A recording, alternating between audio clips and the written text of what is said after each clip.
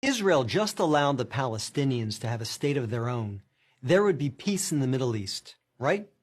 That's what you hear from UN ambassadors, European diplomats, and most college professors. But what if I told you that Israel has already offered the Palestinians a state of their own, and not just once, but on 5 separate occasions? Don't believe me? Let's review the record. After the breakup of the Ottoman Empire following World War I, Britain took control of most of the Middle East, including the area that constitutes modern Israel. 17 years later, in 1936, the Arabs rebelled against the British and against their Jewish neighbors. The British formed a task force, the Peel Commission, to study the cause of the rebellion. The commission concluded that the reason for the violence was that 2 peoples, Jews and Arabs, wanted to govern the same land.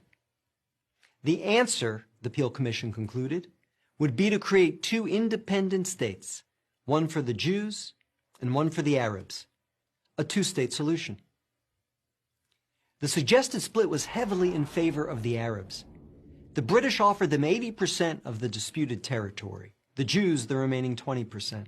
Yet, despite the tiny size of their proposed state, the Jews voted to accept this offer, but the Arabs rejected it and resumed their violent rebellion. Rejection number 1. 10 years later, in 1947, the British asked the United Nations to find a new solution to the continuing tensions. Like the Peel Commission, the UN decided that the best way to resolve the conflict was to divide the land.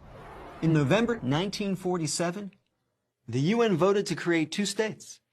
Again, the Jews accepted the offer, and again, the Arabs rejected it. Only this time, they did so by launching an all-out war. Rejection number 2. Jordan, Egypt, Iraq, Lebanon, and Syria joined the conflict. But they failed. Israel won the war and got on with the business of building a new nation. Most of the land set aside by the UN for an Arab state, the West Bank and East Jerusalem, became occupied territory. Occupied not by Israel, but by Jordan. 20 years later, in 1967, the Arabs, led this time by Egypt and joined by Syria and Jordan, once again sought to destroy the Jewish state.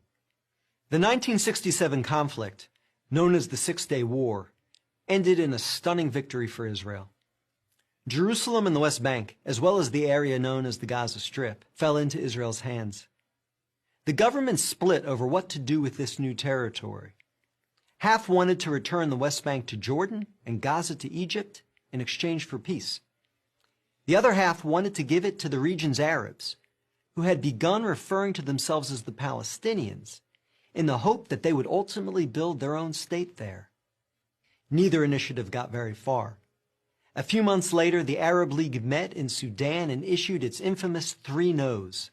No peace with Israel, no recognition of Israel, no negotiations with Israel. Again, a 2-state solution was dismissed by the Arabs, making this rejection number 3. In 2000, Israeli Prime Minister Ehud Barak met at Camp David with Palestinian Liberation Organization Chairman Yasser Arafat to conclude a new 2-state plan. Barak offered Arafat a Palestinian state in all of Gaza and 94% of the West Bank, with East Jerusalem as its capital. But the Palestinian leader rejected the offer.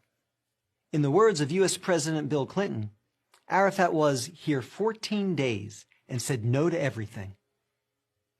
Instead, the Palestinians launched a bloody wave of suicide bombings that killed over 1,000 Israelis and maimed thousands more, on buses, in wedding halls, and in pizza parlors. Rejection number 4. In 2008, Israel tried yet again. Prime Minister Ehud Olmert went even further than Ehud Barak had, expanding the peace offer to include additional land to sweeten the deal. Like his predecessor, the new Palestinian leader, Mahmoud Abbas, turned the deal down. Rejection number 5. In between these last 2 Israeli offers, Israel unilaterally left Gaza, giving the Palestinians complete control there. Instead of developing this territory for the good of its citizens, the Palestinians turned Gaza into a terrorist base from which they have fired thousands of rockets into Israel. Each time Israel has agreed to a Palestinian state, the Palestinians have rejected the offer, often violently. So if you're interested in peace in the Middle East, maybe the answer is not to pressure Israel to make yet another offer of a state to the Palestinians. Maybe the answer is to pressure the Palestinians to finally accept the existence of a Jewish state.